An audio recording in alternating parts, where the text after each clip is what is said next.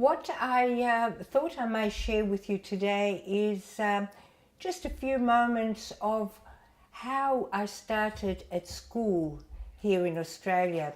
When we arrived, I was just almost 12 years old, and after a few days my parents decided, well, it's time for me to go to school.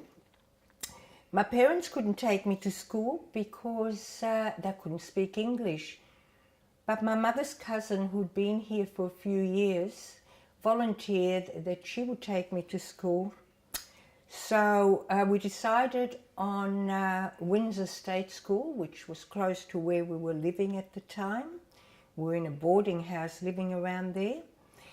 And Mum dressed me up beautifully, did my red plaits up with bows, and gave me my lunchbox, and off she sent me to school.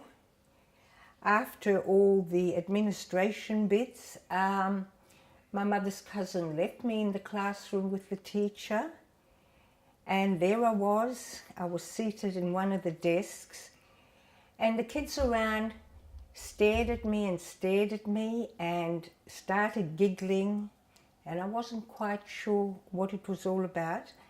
I couldn't speak a word of English, but I thought I'd look very pretty and thought they would like my beautiful dress and my bows in my red plaits. But no, they were not nice to me.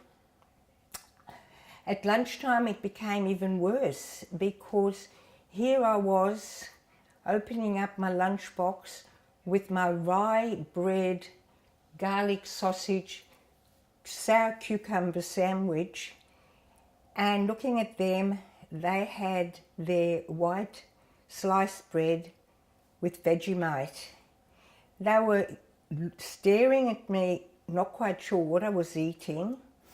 The smell wasn't that pleasant because there was plenty of garlic in the sausage, and they were giggling, and I became very, very upset.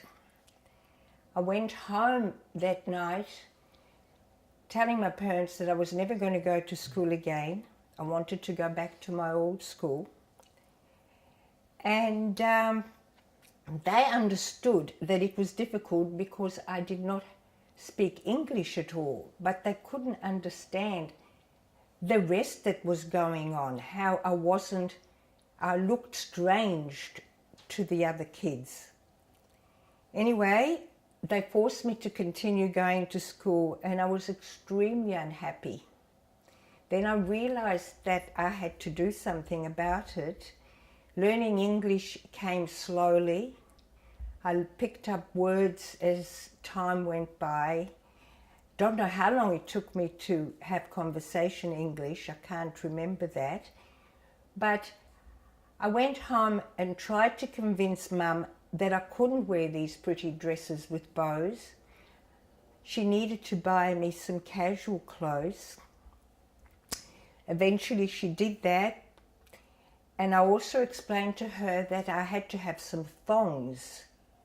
She didn't know what thongs were, but we found the thongs, and I persisted. I found it very difficult wearing the thongs because I could not cope with having this strap between my toes.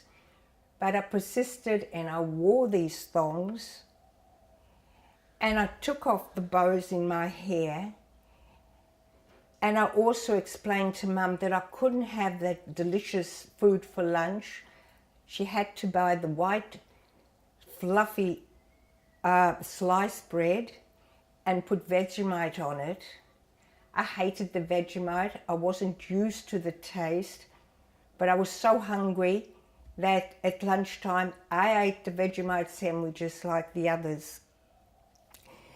After a while, one or two of the girls warmed up to me and became friendly. I still wasn't happy with my look. I went home and begged Mum to cut my plaits off, that I wanted short, casual hair. It took some convincing. But eventually we compromised that I will have my hair cut shorter, but the plaits had to be preserved And I've still got these plaits so many years later, 60 years later, in a special bag. Bright red plaits, long plaits. So things were looking good. I was starting to mix with the girls, but there was one other thing that was bothering me that I felt I needed to change to be accepted, and that was my name. Now, my name Adina at the time sounded very unusual and very funny to the kids. And after a while, one or two people used to call me Sixpence. And I wondered, well, why are they calling me Sixpence? Till they explained to me that Dina, D-I-N-A, in Australian slang was a sixpence. Okay, so I wasn't going to be happy about that. So I went home and begged Mum and Dad to please change my name, maybe to a Barbara or a Helen or a Jane. But I did not succeed in that. They were not changing my name. My name was going to be Adina. And later on, I was very thankful that they didn't change my name. But at the time, so many years ago, Australians didn't have too many immigrants, so anything different was very hard for them to accept. Now, eventually, I started liking school. I did quite well at school, and I liked the new country that I was living in.